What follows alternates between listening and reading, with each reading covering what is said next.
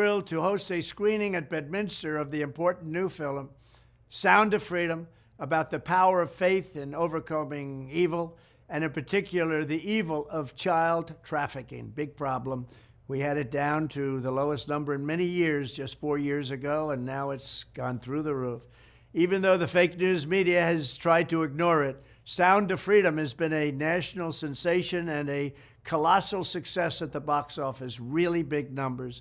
Everyone should see it. This is a very important film and very important movie, and it's a very important documentary all wrapped up in one. It's really about an issue that has to be discussed. Under my leadership, we did more than any administration in history to combat human trafficking and to end modern-day slavery. In one of my first acts in office, I signed an executive order targeting transnational criminal organizations that traffic and exploit innocent people. I signed the Frederick Douglass Trafficking Victims Prevention and Protection Reauthorization Act, authorizing $430 million to fight sex and labor trafficking. I signed legislation to crack down on foreign countries who are not meeting standards for eliminating trafficking, of which there are many. I also signed into law the Abolish Human Trafficking Act, which strengthened programs supporting survivors and provided more resources for ending modern slavery. We do have modern slavery, if you can believe it. Additionally, I created the first ever White House position focused solely on combating human trafficking.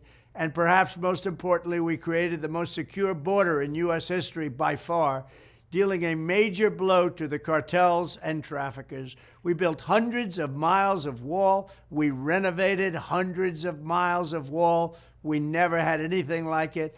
And then I got Mexico free of charge to give us 28,000 soldiers to protect us from people coming into our country illegally. When I am back in the White House, I will immediately end the Biden border nightmare that traffickers are using to exploit vulnerable women and children.